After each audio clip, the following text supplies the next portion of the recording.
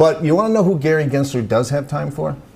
He's met Vanguard 7 times since being SEC chair. Why is that relevant? Because Vanguard manages 90% of his 120 million fortune. So he can meet them, but not us. Who's he protecting?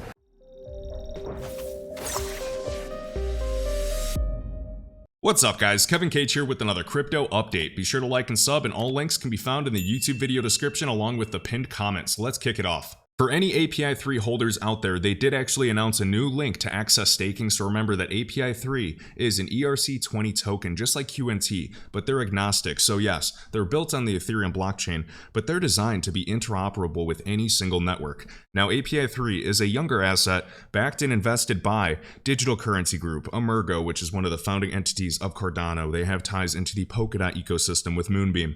I like to focus and accumulate and stack assets that have yet to go parabolic, meaning from their all-time low price, they're either sitting at an all-time low, they're creating an all-time low, or they're maybe sitting up, 300% up, which in the scheme of things is nothing, because even assets with not the best tokenomics like Algorand, for example, still did over a 20x from its all-time low price. So, per the history, kind of betting on a few things, and of course you guys have to vet out the project and the tokenomics, I still believe that API 3 has a very promising future.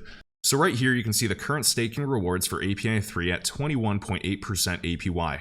Now I just updated this in my Discord and we can see API 3 actually changed the original link. So if you guys are looking for your API 3 in the old link, this api3.eth.link wasn't working, no need to fear. Any assets that you're staking are fine. You'll just have to go to this link, api3.eth/ on a Web3 enabled web browser. So it works both for me on my Chrome browser along with Brave.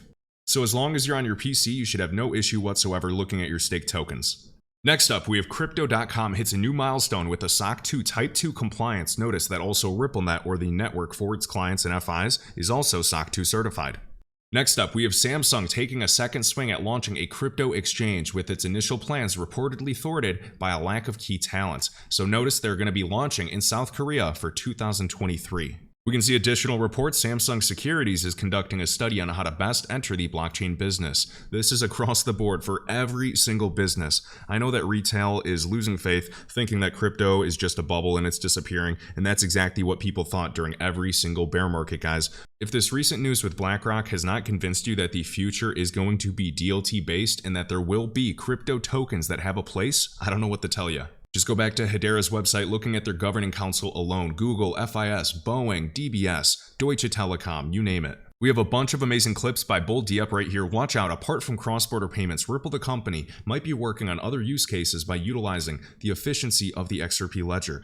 Guys, this has been the plan all along. It is not just cross-border payments. David Schwartz has said many times, they're looking at NFTs, they're looking at micropayments and actual real-time streaming of payments. They've talked about insurance settlements, or at least dabbled in the concept of using a token as a middle or bridge asset before. We can see security settlements. It gets huge. You mentioned there are other potential applications of Ripple's technology beyond cross-border payments. What are some of those applications and use cases that you're exploring?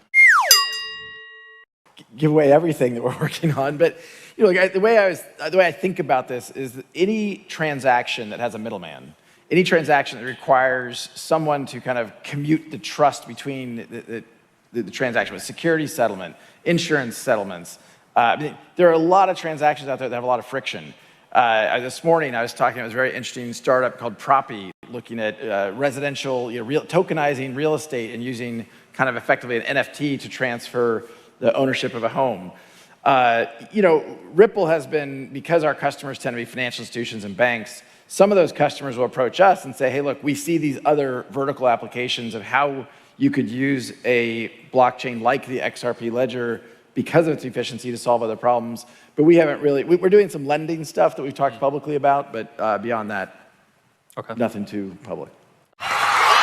And I'm sure you guys have seen this video shared by Bull Diep, and it was actually made by Binance Academy on the XRP ledger. Key points: XRPL is the first major blockchain that is certifiably carbon neutral. Notice, also 10 years old versus others that have maybe been around for 1 year or 3 years. And they have a lot to prove in terms of uptime. Use cases: payments, tokenization, DeFi. Been functioning since 2012 and fully decentralized. There is no single point of failure. Whereas today, in terms of SWIFT, in terms of cross-border payments, is heavily centralized. Even SWIFT, yeah, there's a big group of banks, but did you know, even according to Ashish Birla, that 80% of all cross-border payments flow through JP Morgan, Citi, and HSBC? They control and oversee the money. They see the payment flows. That's not fair. In my opinion, this should be distributed. Everybody should have a copy to see what the real truth is. Next up by Javier, who is a technical manager and developer advocate at Casper. Will the Casper network become obsolete after the Ethereum merge, which is set to take place next month in September? Ethereum 2.0 represents the Casper FFG version. In contrast, Casper, the CBC specification, should be viewed as Ethereum 3.0, much further down the line in about 4 to 6 years. So in other words, in terms of technology, Casper is years ahead of Ethereum. But Ethereum, on the other hand, is years ahead in terms of adoption compared to many other projects. Andrew Zell sharing Japan's top securities regulator says XRP is not a security. As we know, Japan's FSA said the same thing. We can see that Japanese investors prefer Bitcoin and Ripple over Ethereum, survey says. Now remember, I know it's XRP, but back in the day, even in 2017, we called XRP Ripple. And of course, Ripple, the company, realized that's not smart. They want to distinguish themselves and separate themselves from the company a bit more. But you'll realize that a lot of other exchanges still call XRP Ripple to this day. Japan knows, the UAE knows, Switzerland knows, Singapore knows, UK, and probably Brazil very soon. I mean, I personally think they do, but I just want to see actual regulatory clarity about it.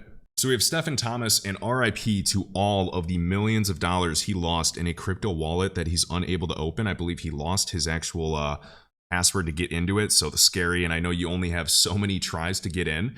I think, don't quote me on this, but last time I checked, it may have been a year ago. I still think he has a few more tries, but if he enters those and it's the wrong password, he could lose. What was it? Like, it was tens of millions, maybe like $100 million plus in cryptocurrency. Now, Stephen Thomas is awesome. He's the co-creator of Interledger, founder and CEO over at Coil, and he used to be with Ripple early on. And Stephen Thomas says right here, the XRP ledger is currency agnostic. Interledger and Codius are both currency and ledger agnostic. It doesn't need any specific token, and it can work with any single ledger or network. If we want XRP to be valuable, which we do, we should, in my opinion, optimize it for an interledger Codius type world, meaning that it is both currency and ledger agnostic, which means keeping it simple, efficient, and reliable, just like QNT and Overledger. Next up, this is a little misleading, but I want to dive into this because this is huge. Iconic brands including Nike, Gucci have made $260 million off of NFT sales, off of these NFT drops, roughly $250 million between the world's largest brands. And I guarantee that other brands are paying attention. Now, they also did take advantage of the hype wave of the peak of the bull run last year, or at least thus far, in taking advantage of the NFT hype. Now, what we can see, we have Nike, Gucci, Adidas, every single major brand has dropped NFTs. So a combined $260 million worth of sales. And we can see here, Nike alone, which is why this number is actually a bit misleading. Nike's NFT drops alone have amassed $185 million in revenue for the company. Now, we think that's huge. We'll get this. Volumes in secondary markets approaching $1.3 billion. Secondary markets is where the bulk of the money will be made in the future. Why? Because of royalties.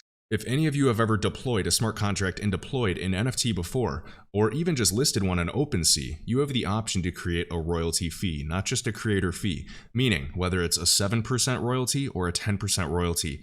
If I buy an NFT drop from Nike, and it's like a cool pair of shoes or something, and I sell it to somebody on OpenSea.io, Nike will still make 7% or 10% or whatever that royalty percentage is set at, meaning they can be making money forever from this, from a single NFT. Next up, we have China. All eyes are on China with beginning their next phase of their central bank digital currency testing of their digital yuan. We have Wrath Economan, a must-follow and one of my favorite people on crypto Twitter in the XRP community. We have Ripple investment partner Tranglo has opened payments corridors in the UAE using their Tranglo Connect cross-border payment solution. In March, Tranglo announced it was enabling on-demand liquidity using XRP for all of its payment corridors. Crazy. Reasonable to conclude it is also to be used here too. And Tranglo just posted this the other day. The UAE is now part of the Tranglo Connect network, offering instant payments to the second largest Arab economy. Another thing I want to point out is Cointelegraph. Ripple opens a regional office in Dubai. So they established a regional office in Dubai's International Financial Center, or the DIFC. This area serves more than 2,500 companies across the MENA region, even South Asia. A very good spot for a multi-billion-dollar fintech like Ripple. So I think we can assume that there's going to be many more partnerships and integrations in the future. Also, a little hack for anybody that pays for Twitter. I know it may seem silly, but I think it's like a few bucks a month. I have Twitter Blue. It's kind of annoying, but one feature I like specifically for research is creating bookmarks. So I have a bunch. This is just a screenshot I shared. Flare, XRP, different charts, Casper, DAG, Algorand, iTrustCapital, and a bunch of other projects. So this definitely helps me because anytime maybe I retweet or see a very interesting post or want to come back to it, if I see a new partnership, I'll actually just bookmark it in the XRP or Casper or DAG folder and I can come back to it later. Roth Economy again, article in Gulf Times about QNB and Ripple from March mentioning expanding to other large countries in the near future. Roth is always sharing amazing information like this, and this is happening. QNB discussing RippleNet launching Ripple's technology all over the place in Turkey. Another one by Roth, I'm not sure how to pronounce this, but I'll say Fari, is a Ripple user connecting inward remittances to the National Bank of Egypt. The largest bank in Egypt is already a Ripple partner. This is well-known knowledge, currently working with Egypt's central bank for approval and disperse real-time remittances abroad and connect to Egypt's electronic payment network. We have Distributed Finance acquires Algorand NFT marketplace Rand Gallery. Distributed Finance emerges from stealth, announcing a $2.5 million seed funding round led by Borderless Capital behind Algo. This new venture also acquired this NFT marketplace Rand Gallery, another ad, as part of a strategy to promote growth of NFTs and DAOs in the Algo ecosystem. We have Algo, DAG, HBAR, Casper all building out an NFT ecosystem, but don't forget about XRP. XLS20 is coming shortly, and I cannot wait for NFTs on the XRP ledger. On XRP is an NFT marketplace, validator, DEX, education platform, staking, farming, all types of things, including bridges as well, and gaming. And this is a very exciting project. Now their token is OXP. It's a microcap, it is tiny, but I'm liking what I'm seeing thus far. And we can see our NFT marketplace and launchpad will include buying and selling NFTs, random or non-random minting, batch minting for projects, auctioning of NFTs, rarity scores of attributes, pricing data, featured projects and artists, and verified projects and artists. Next up, we have Algo in the Algorand NFT ecosystem. Check this out. Robert Irwin, and I grew up religiously watching Steve Irwin as a kid. Australia Zoo NFTs, our sustainable NFT collaboration with Meadow Labs, is contributing to our worldwide wildlife conservation. We've just released our second drop, so don't delay and head to the link. We've partnered up with Meadow Labs utilizing Algorand, which is the world's first carbon negative blockchain.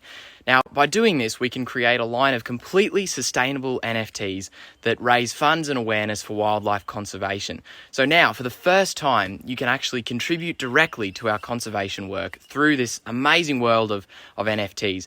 If you're already part of this community, or if you're just starting out and trying to figure out how on earth it all works, don't worry, you can head to the link, figure it all out, see what we're doing to help make the world a better place through NFTs, and our second drop has just gone live, so be sure to check them out. Thanks. Next up, we have iTrustCapital linked in the video description. If you fund your account, you also get $100 in Bitcoin. This is a crypto IRA and 401k platform. Now, the benefit of a Roth IRA is that it is 100% tax-free. And I've had a Roth IRA here since 2020, so all future gains, all future profits, whether it's hundreds of thousands of dollars or a few $1,000,000, is all tax-free, meaning I pay 0% in capital gains. So this is linked in the top of the YouTube video description, and this is just another tool that is available for us today, and this is 100% free. I'm also logged in right now, and we can see that Polkadot is the first asset to be staked ever in history for a crypto IRA 401k platform. We can see the estimated rewards are up to 9.5%. And there will be more in the future. We already have a few dozen assets today, but I'm excited for a few more, including maybe HBAR, QNT, a lot of other assets that I believe are future-proofing and will be here for the coming years. If you enjoyed this video, be sure to hit the like button, subscribe. All links can be found in my Linktree linked in the video description, and I will catch you in the next one.